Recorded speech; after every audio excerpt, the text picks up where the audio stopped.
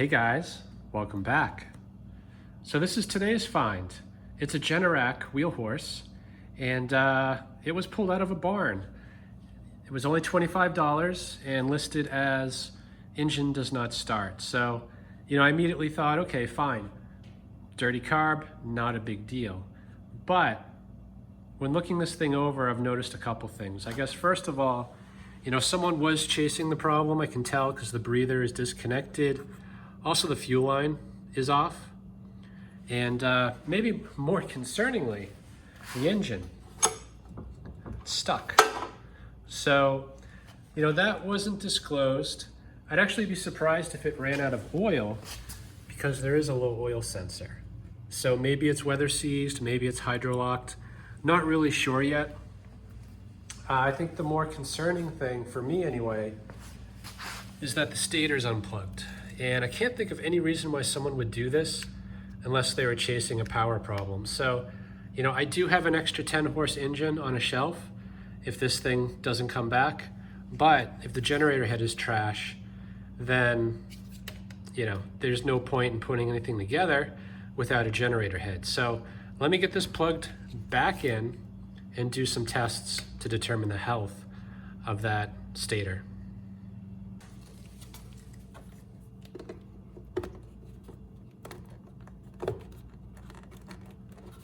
Okay, it's fairly easy to test the stator from the outlets, and generally on the newer Briggs, leg 1 is the top row, leg 2 is the bottom.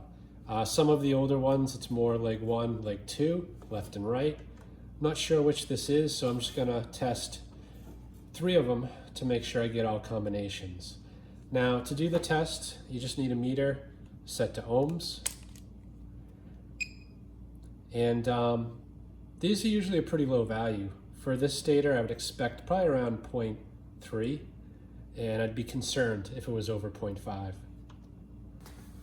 Okay, hopefully you can see that.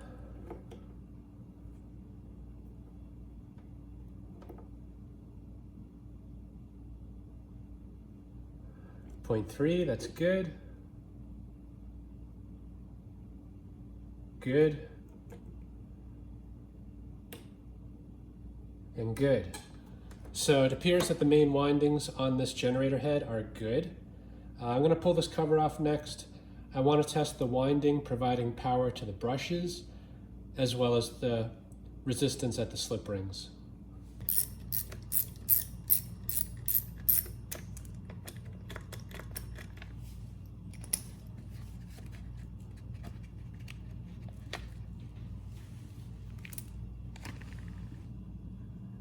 I gotta say, it looks really, really clean in there. So, I think the power head is probably gonna test well. So, let's see, how do I wanna do this?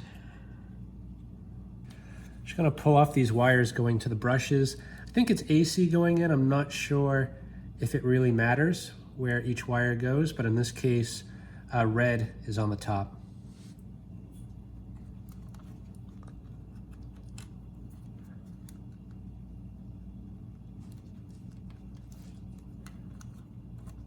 Okay, I already broke it, I think. Anyway, the blue wire wasn't coming off. Instead, the board came off. And the red wire was extremely loose, so that has to be tightened up and reattached. So I'm just gonna unbolt those brushes and continue on.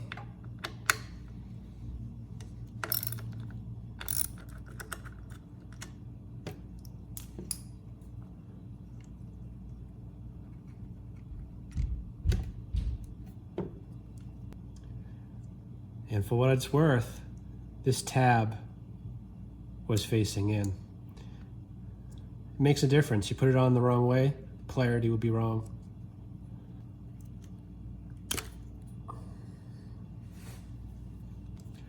Okay, anyway, I don't know what the ohms are supposed to be on this. I'm guessing if it's like other generators with AVRs, this would be around 1.5, give or take half an ohm. But I honestly don't know. Let's hope it's not 0. 1.5. Beautiful. Okay, now I'm going to check the rotor reading on the slip rings. If I remember right, these are fairly low resistance. The newer generators with AVRs are around 55. This one I think is around 25 or 30 ohms.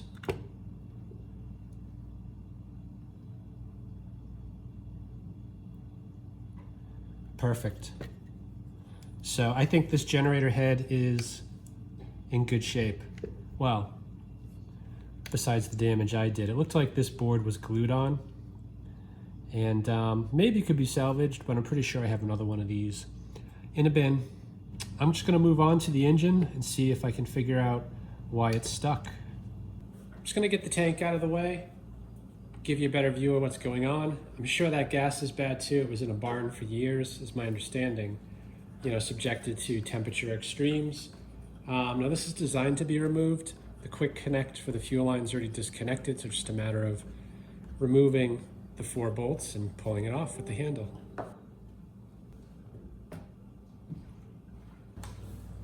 So let's see what we got for oil.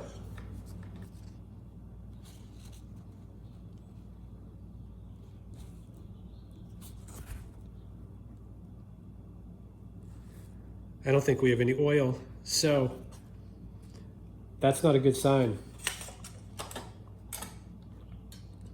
So this might be seized due to lack of oil. And, you know, if it wasn't seized and not starting, I'd say the low oil sensor is doing its job. In this case, it may not have been, and the engine might be dead. So let me get the spark plug out and see what I can see.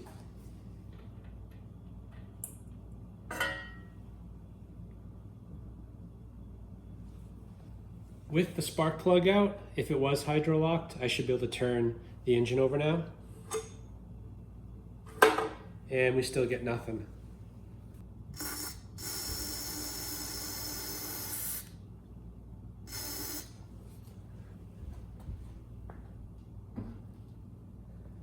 Okay, and while that's soaking, I'm gonna pull the tins off so I can get access to the flywheel and try to break that engine free.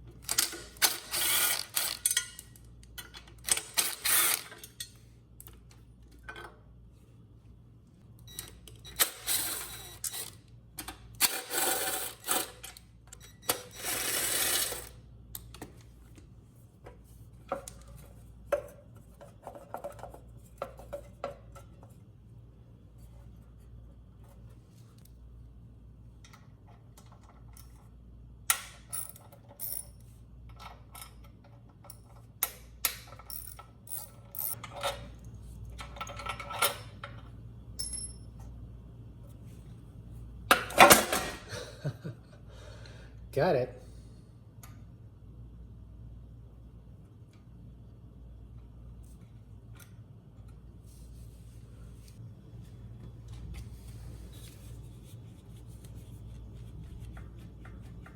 That is locked solid.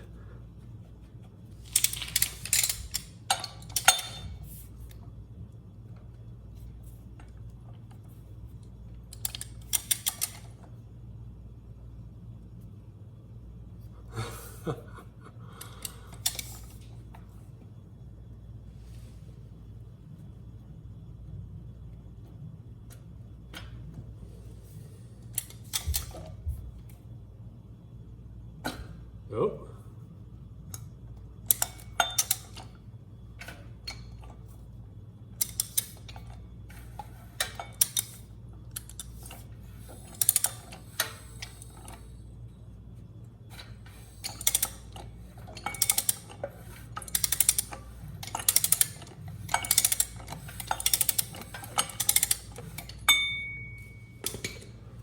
Well, it moves.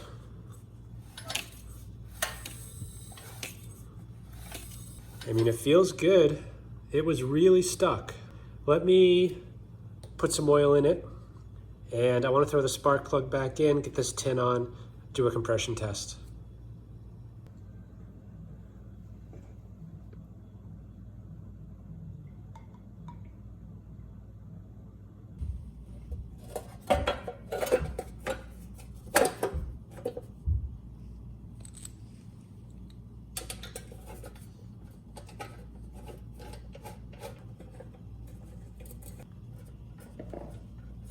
Okay, gonna do 2 tests here at once. We got the compression tester hooked up, as well as the spark tester.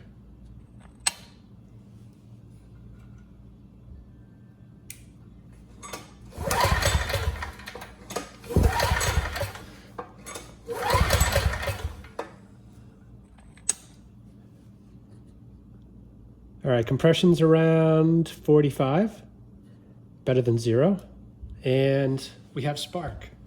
So this does have a compression release. You know, I would have expected probably closer to 55 or 60, but I think it'll start. So let me get the carb back on, bring it outside. We'll try starting it with starting fluid. And if that goes well, we'll try feeding some gas into that carburetor.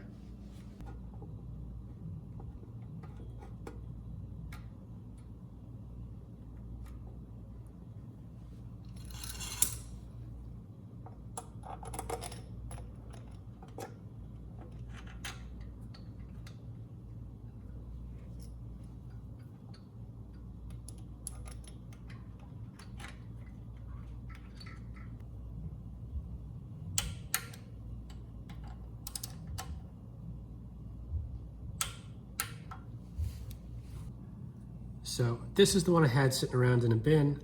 Seems to be the same part, so I will go with that. Tab side in, and I believe I said red was connected on top.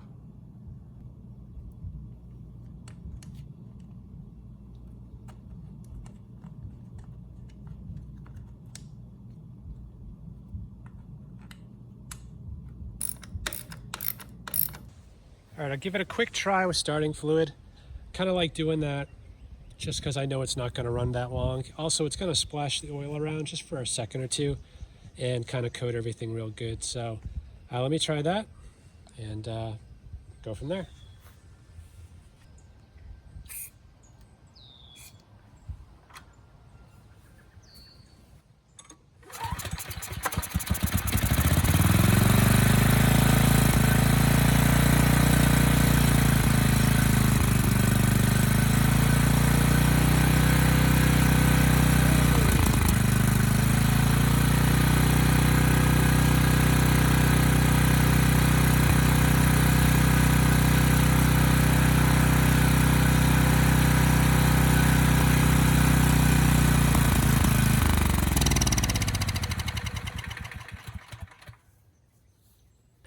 Well, it starts, it runs, it makes power, and it kept running, which I don't quite understand because this bowl I was pretty certain was empty.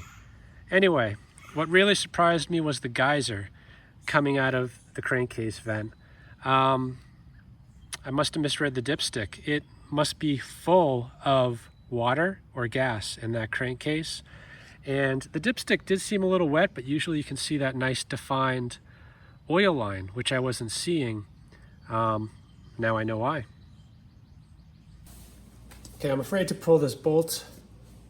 I'm afraid whatever pan I put under there is going to be way too small. So I'm going to try to pull off this dipstick, and I've got a transfer pump, which I'm going to use to empty out most of this crankcase before pulling the bolt down here.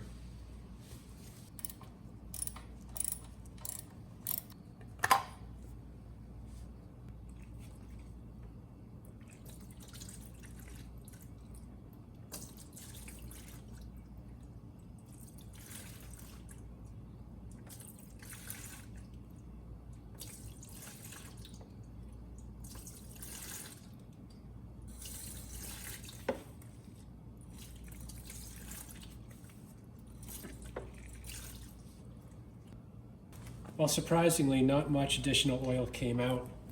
It was pretty diluted. You know, I'm not sure if it was gas or water. I think it was gas. Anyway, I'm gonna fill it back up with used oil, run it a bit, and change it probably a couple times with used oil. Just trying to flush all the water out, really. And once that's done, I'll put fresh stuff in.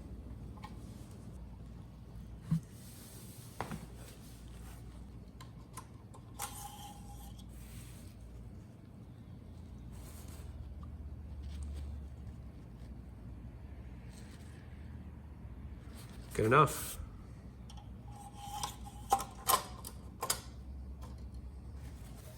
Try a little bit of gas this time, since it seemed like the carburetor was trying to do what it wanted to do.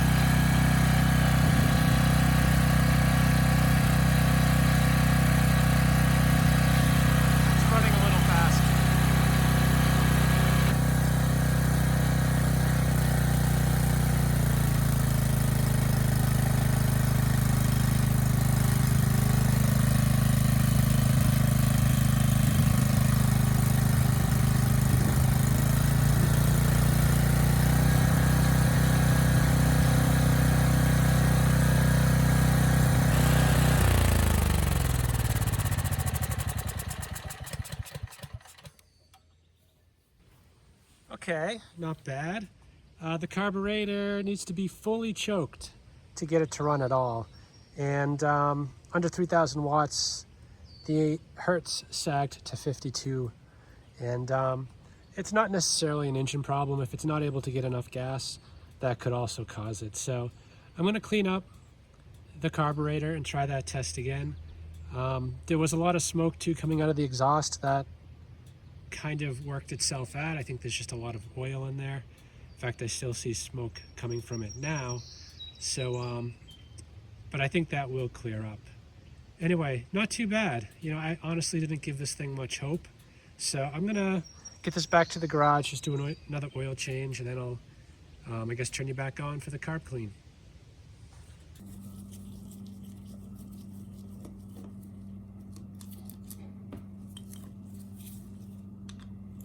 I did crack these screws loose with some vice grips. It almost never works just using a screwdriver.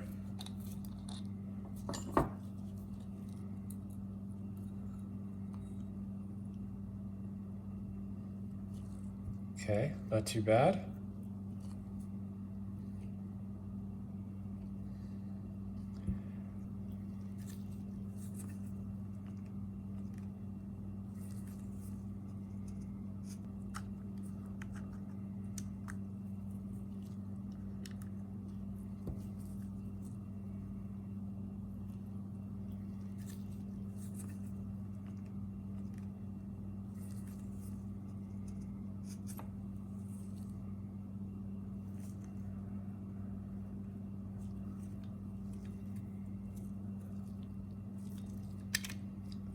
There's not much to this carb really.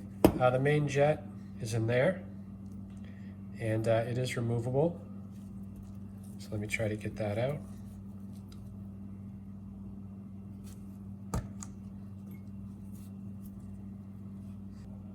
Hopefully that comes through, but that is the main jet.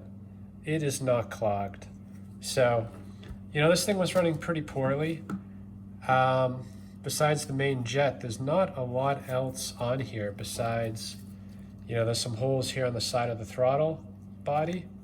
I'll run a wire through those, run the wire through all the holes in the emulsion tube as well as the holes that are right here, and give it a bath in the ultrasonic, and then we'll try it again.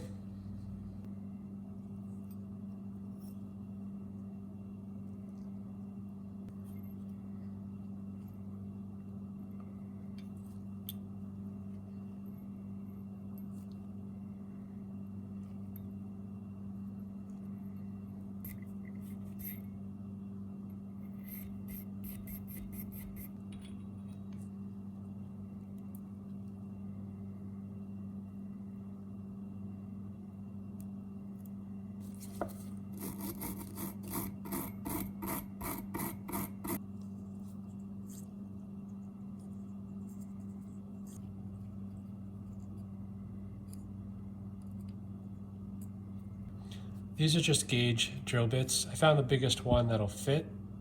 It's kind of snug, but that's how I want it, to just kind of scrape off any junk on the walls of this jet.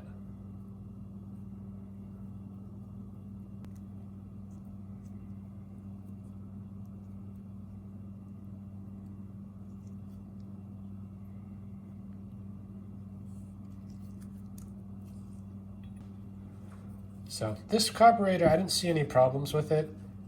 I'm thinking potentially some of the debris that's in this bowl was just blocking the jet a bit. Not sure. So I'm gonna give it a quick bath in the ultrasonic and try it again.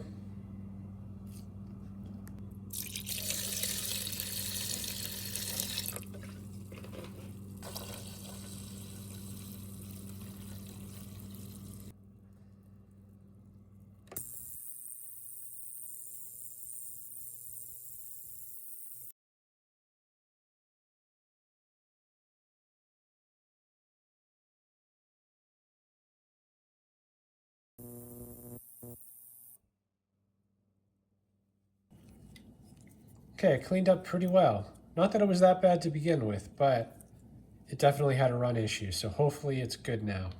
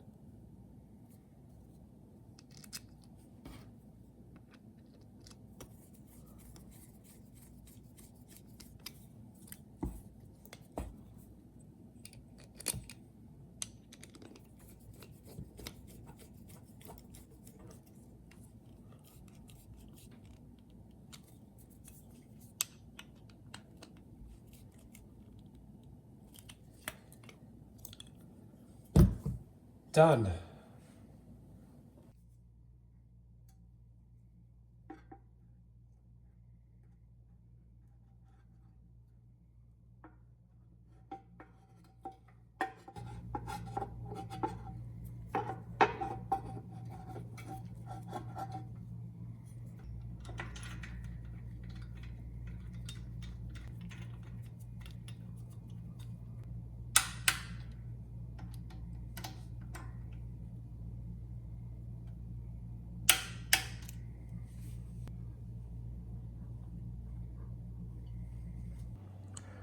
So I took a minute, just cleaned this side, and you can see how nice this is gonna clean up.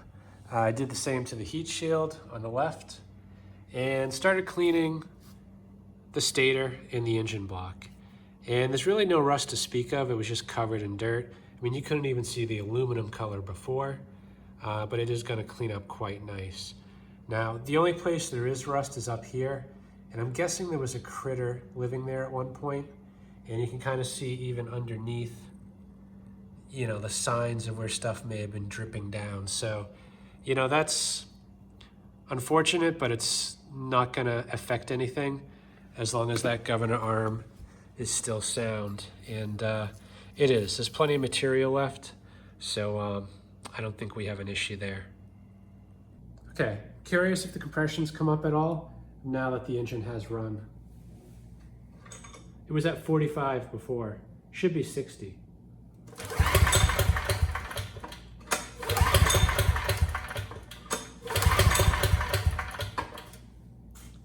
Beautiful.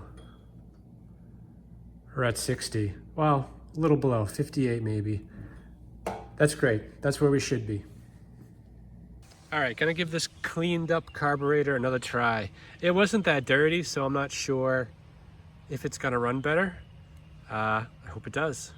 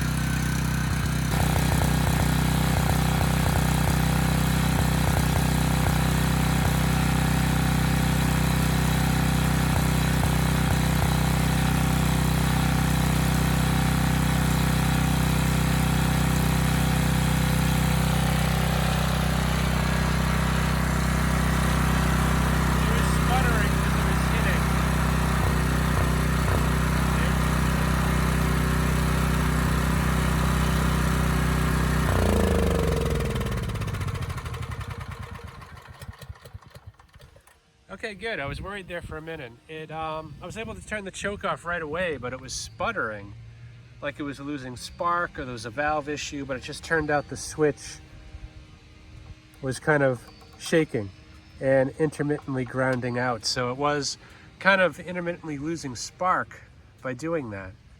Anyway, it runs great when the switch isn't grounding out. So I'm gonna get the space heaters back out here and try that 3,000 watt load again. Okay, actually before putting the space heaters on it, I'm gonna start it up again, adjust it closer to 62 Hertz. Now this engine doesn't have an AVR, so at 62 Hertz, it's gonna be a high voltage, probably around 130 volts, which is fine. But right now I think it's running over 63 Hertz, so I do wanna bump it down just a touch.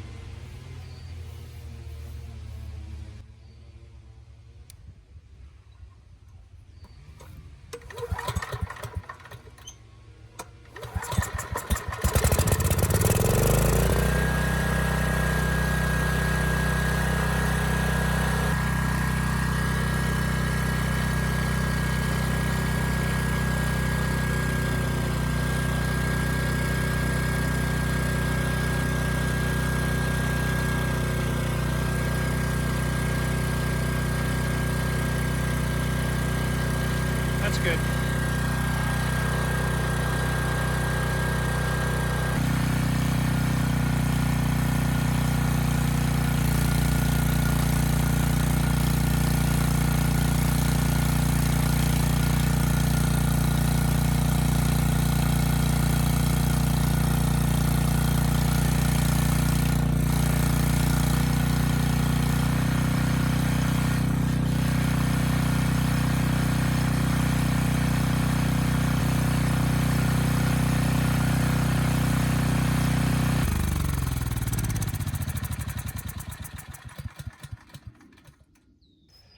Okay, good.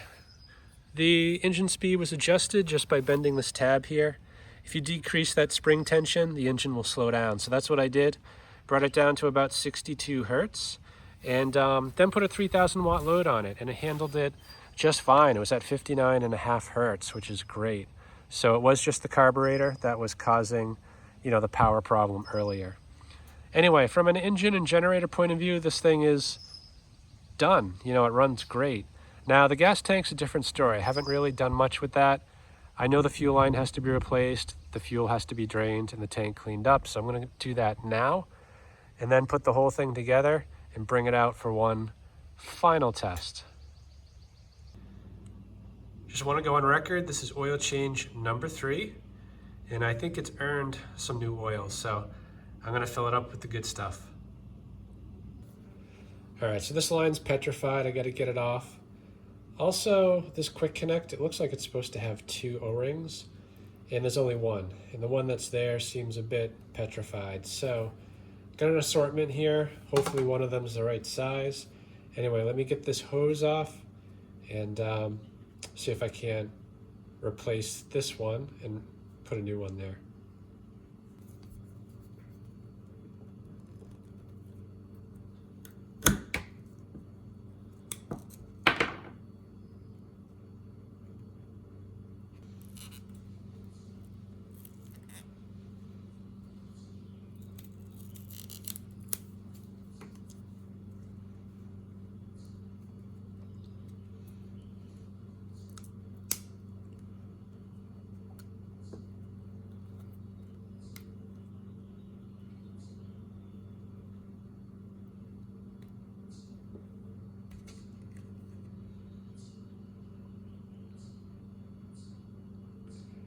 Yeah, I think these are good. So just use 2 of those.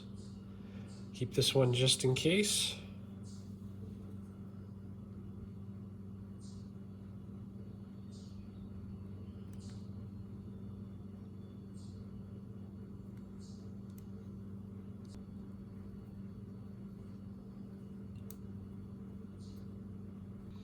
Okay, I was wrong. It wasn't actually missing an O-ring on this inner channel. This is where the quick disconnect clicks into place. So I'm just going to get this O-ring out of here.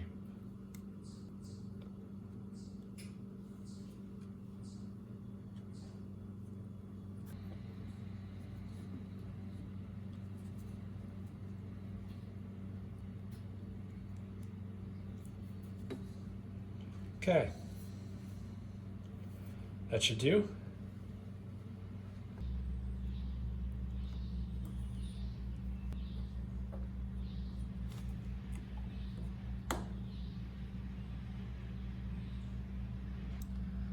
Yeah, it's old, but actually it doesn't look like it's bad yet.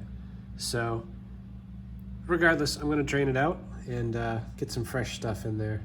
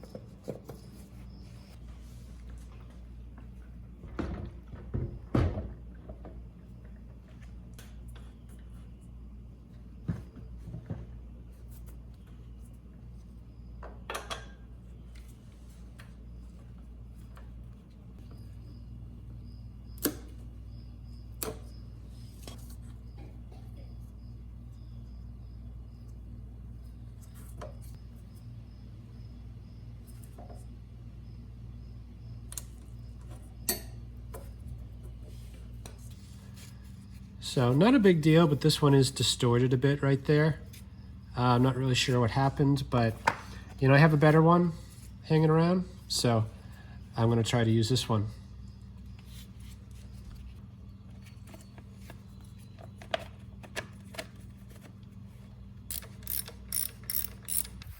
get everything back together and cleaned up.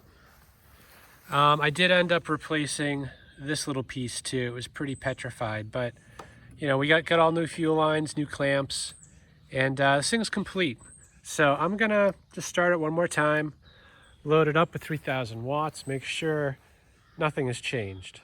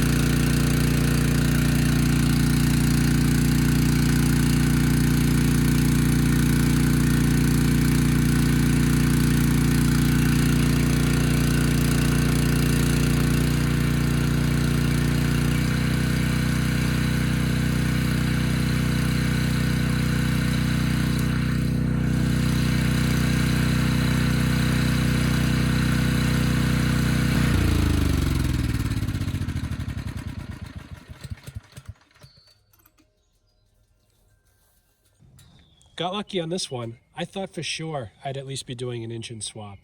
And this thing runs great. Starts first pull, no smoke, handles the load without issue. Anyway, I hope this video helps someone. Thanks for watching.